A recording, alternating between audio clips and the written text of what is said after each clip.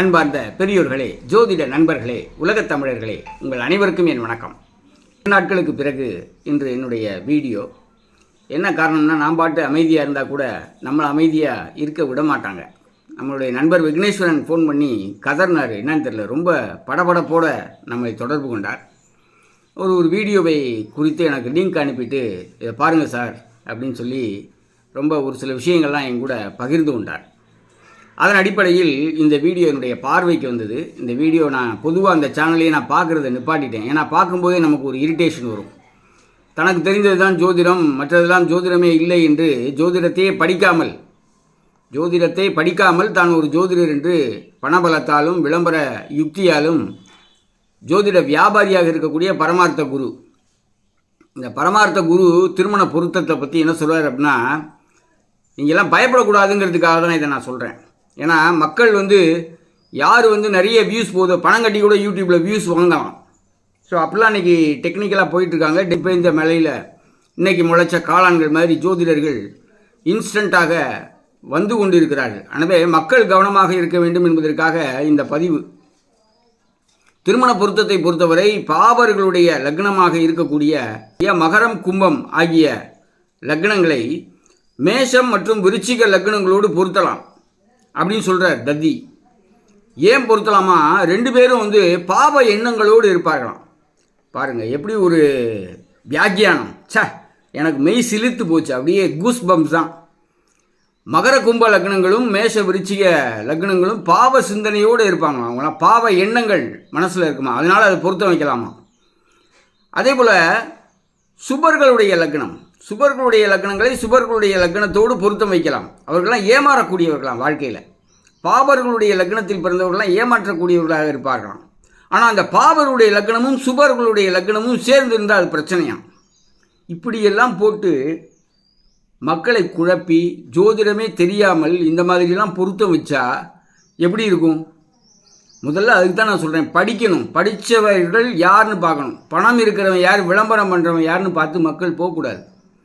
பொதுவாகவே மகர கும்ப லக்னங்களையும் மேஷ விருச்சிக லக்னங்களையும் பொருத்தம் வைக்கக்கூடாது. அதே போல் சுபர்களுடைய லக்னம் என்று சொன்னாலுமே கூட மற்ற சுபர்களுடைய லக்னங்களோடு பொருத்தம் வைக்கக்கூடாது. இதுக்கெல்லாம் எவிடன்ஸ் இருக்குது. நான் சொல்கிறது என்னுடைய கருத்து இல்லை. இது மகரிஷிகளுடைய கருத்தை தான் நம்ம வலியுறுத்தணும். அதை பார்ப்பவர்கள் தான் மகரிஷிகளுடைய ஜோதிட விதிகளை பயன்படுத்துபவர்கள் மட்டும்தான் ஜோதிடர்கள். மற்றவர்களெல்லாம் போலி ஜோதிடர்கள். இப்போ மகாகவி காளிதாசர் என்ன சொல்கிறார் அப்படின்னா, ஜாதக சந்திரிகால ஏகாதிபத்தியே மைத்ரேவா சமசப்தம ஏவவா ரஜ்ஜு வேதை கணேர் தோஷோ ராசி தோஷோ நவித்தியதேன்னு சொல்லி ஒரு எக்ஸம்ஷன் ரூல் கொடுத்துருக்கார். இது யாருக்கு அப்படின்னு சொன்னால், ராசி அதிபதிகள் தங்களுக்குள் நண்பர்களாக இருக்கலாம், சமசப்தம ராசிகளாக இருக்கலாம். அப்படி இருப்பார்களேயானால் சமசப்தம ராசிகள் 1/7வது ராசிகளாக இருக்கலாம். அப்படி இருந்தால் அதற்கு பொருத்தம் உண்டு. விதிவிலக்கின்படி ரஜ்ஜு தோஷமோ கணர் தோஷமோ வேத தோஷமோ கிடையாது அப்படின்னு சொல்லி மகரிஷி காளிதாசர் நமக்கு சொல்கிறார். அதன் அடிப்படையில் தான் நம்ம என்ன செய்யணும்னா பொருத்தத்தை வைக்கணும். இந்த ராசி நட்சத்திரம் ஆகிய பொருத்தம் அப்படிங்கிறத நம்ம லக்னத்துக்கும் எடுத்துக்கலாம். ஏன்னா ராசி என்பது மனம், லக்னம் என்பது உயிர். ஸோ அந்த அடிப்படையில் நம்ம கன்சிடர் பண்ணுறதுக்கான ஒரு முகாந்திரம் இருக்கிறது. ஆனால் இந்த தத்தி சொல்வதை போல பார்க்கும்போது சண்முகராஜ் என்ன சொல்கிறார் அப்படின்னா, பாப லக்னங்களை சேர்க்கலாம். ஏன்னா அவங்க ரெண்டு பேருமே பாப எண்ணங்களோடு இருப்பாங்களாம். இந்த மாதிரி யாராவது பலன் சொல்லுவானா? மகர கும்ப லக்னங்களில் பிறந்து யோக்கியமாக இருக்கக்கூடியவர்களாக இருக்காங்க, நல்ல சிந்தனை உடையவர்களாக இருக்காங்க. மேஷ விருச்சிக லக்னத்தில் பிறந்து தர்ம சிந்தனையோடு இருக்கக்கூடியவர்கள்லாம் இருக்காங்க. அதெல்லாம் தெரியாமல் பொதுவாக இந்த லக்னமாக இதை சேர்க்கக்கூடாது அப்படின்னு முடிவு செய்கிறது எப்படி இருக்குது பாருங்கள்.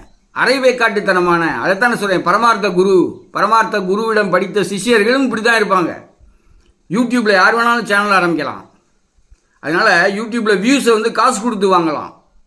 ஆனால் ஞானத்தை படித்தால் மட்டுமே வாங்க முடியும். மகரிஷிகளுடைய வாக்கை நாம் படிக்கணும், ஆழ்ந்து படிக்கணும், புரிந்து கொள்ளணும். அண்டர்ஸ்டாண்டிங் ரொம்ப முக்கியம். அதனால் இந்த மாதிரியான அரைவேக்காட்டு தத்திகள்லாம் அரசியல் பின்புலத்தோடு பணபலத்தோடு பணம் இருக்கக்கூடிய தைரியத்தில் வியூஸை எல்லாம் செயற்கையாக பெற்றுக்கொண்டு செய்யக்கூடிய ஜோதிட வியாபார யுக்தி அப்படின்னு நான் இதை சொல்கிறேன்.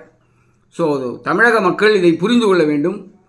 எப்பொழுதுமே யாருக்கு பொருத்தம் வைக்க வேண்டும் என்று சொன்னால் லக்ன அதிபதிகள் நண்பர்களாக இருக்க வேண்டும். அப்படிப்பட்ட லக்னங்களை பொருத்தம் வைக்கலாம். இப்போ ரிஷப லக்னத்துக்கு குருவுடைய லக்னங்களான தனுசு மீன லக்னங்களை பொருத்தக்கூடாது. ஏனென்றால் அவர் அந்த லக்னத்திற்கு பாபி. 2 கிரகங்களும் வேறு வேறு திங்கிங் உடையவர்களாக இருப்பாங்க. வேறு வேறு திங்கிங் தான். பாவ திங்கிங், சுப திங்கிங்லாம் இங்கே கிடையாது. பாவ எண்ணங்கள் கிடையாது. நல்ல எண்ணங்கள் அப்படின்லாம் நான் மீன் பண்ணல. 2 பேருக்குமே வேவ் லென்த் டிஃபர் ஆகும். 2 பேருக்கும் டேஸ்ட் வேறு. ஏன்னா சுக்கிரன் என்ஜாயிங் பிளானட், குரு டிசிப்ளின் பிளானட். இது 2மே ஒன்றுக்கு ஒன்று மேட்ச் ஆகாது. இப்படி தான் இதை இன்டர்பிரேட் பண்ணணுமே தவிர சுபகிரகங்களுடைய லக்னத்தில் பிறந்தவர்கள்லாம் சேர்க்கக்கூடாது. சேர்க்கலாம் அப்படின்னு சொல்லக்கூடாது. அதெல்லாம் தவறு. ஆக அப்படிப்பட்ட சூழ்நிலையில் இன்றைக்கு தமிழகத்தில் இருக்கக்கூடிய ஜோதிட உலகம் சென்று கொண்டிருக்கிறது அப்படிங்கிறத தமிழக மக்களாகிய ஜோதிட ஆர்வலர்களாகிய உங்களுக்கு தெரிந்து கொள்ள வேண்டும் அப்படிங்கிறதுக்காக இதை ஒரு அவசரமான வீடியோவாக பதிவேற்றம் செய்கிறேன். நான் பாட்டு ஓரமாக உட்காந்துருக்கேன். நம்மளை கூப்பிட்டு டென்ஷனான ஒருத்தர் ரொம்ப வருத்தப்பட்டு இந்த விஷயத்தை சொன்னார். மக்கள் தெளிவாக இருக்கிறார்கள். அதான் நான் ஃபைனலாக மக்கள் தான் டிசிஷன் மேக்கிங். ஏன்னா அதனால் ஜோதிடம் தெரிந்தவர்கள், நிறைய ஜோதிட விதிகளை பார்க்கக்கூடியவர்கள், படிக்கக்கூடியவர்கள், ஆர்வமுடையவர்களுக்கு இதை நம்ம கிளாரிஃபை பண்ண வேண்டிய அவசியமே இல்லை. ஆனால் வெகுஜன மக்களுக்கு இதை நாம் புரிய வைக்க வேண்டியது ஜோதிடருடைய கடமை. அதனால் எப்போவுமே மகர கும்ப லக்னங்களை மேஷ விருச்சிக லக்னங்களோடு பொருத்தக்கூடாது. ரிஷப துலா லக்னங்களில் பிறந்தவர்களுக்கு தனுசு மீன லக்னங்களை பொருத்தக்கூடாது. இதெல்லாம் மகாகவி காளிதாசருடைய ஆத்ம வாக்கியம். ஸோ இவர்களுக்கு ஆத்ம வாக்கியமும் தெரியாது, தான் என்ற கர்வம் அப்படிங்கிறது தான் இருக்கும். ஜோசியத்தை படிச்சுட்டு 4 வார்த்தை பேசினா கூட நம்ம ஒத்துக்கலாம். ஒன்றுமே படிக்காமல் தனக்கு என்னெல்லாம் கற்பனையில் தோணுதோ அதையெல்லாம் ஜோதிடம் அப்படின்னு சொல்லக்கூடிய நிலைமையில் நமக்கு இன்றைக்கி இருக்கோம் அப்படிங்கிறது நினைக்கும் போது ரொம்ப வருத்தமாக இருக்குது.